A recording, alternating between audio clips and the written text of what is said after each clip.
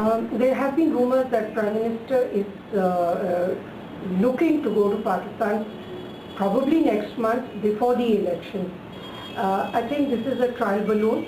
A lot of people who are opposed to making any further gestures to this government or to Pakistan as a whole will now jump in and give lots of reasons why he shouldn't go. And in fact, it is hard to think of any good reason why he should go until Pakistan makes up a big gesture on the terrorism question. In the neighborhood, Myanmar is actually experiencing some fresh wins. The announcement that the World Bank will now pump in $2 billion over the next few years should certainly make a big difference to the health sector, which has been grievously neglected in the past. It is also a signal for companies and investors who were waiting to see which way things would go, because there have been some hiccups in the democratization process in Myanmar, particularly the attacks on the Muslim Rohingyas. But anyone who expected that this would be a linear process without any problems really was unrealistic. And in actual fact, the government is moving really quite rapidly, and in some ways in a purposeful manner, by also announcing the probable amendment of the constitution, which would allow Aung San Suu Kyi to be a candidate for the presidential elections.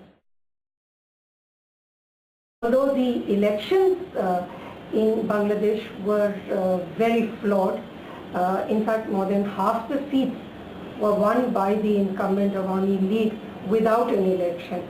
But this is of course a consequence of the BNP refusing to participate in the elections, despite many efforts and many proposals which could have taken care of about its concerns that the elections would be free and fair. It is important, however, to support the effort of the present government to remain secular and to provide some level of protection to minorities. In the lead up to the elections, there have been heightened attacks on minorities and the grabbing of their land, which is a slow process that has been underway in Bangladesh, which has reduced the presence of the minority community to below 10%. Therefore, it is heartening that apart from India, which had immediately congratulated the government, and the European Union, which has followed, that China too has come forth to support the efforts of this government. This may have something to do with the increased unrest in the Xinjiang province and China's concerns regarding the training of terrorists in Pakistan. Connected to the fact that the Bay of Bengal now assumes greater significance in Chinese strategic thinking since the oil pipeline has started to function, and oil is now flowing through China north from the west coast of Myanmar. Yeah, Thailand is another country which is caught up in debates around an election. It is also completely paralyzed by an opposition which will not take yes for an answer. The Prime Minister not only dissolved Parliament, she called early elections in an effort to restore legitimacy to her government.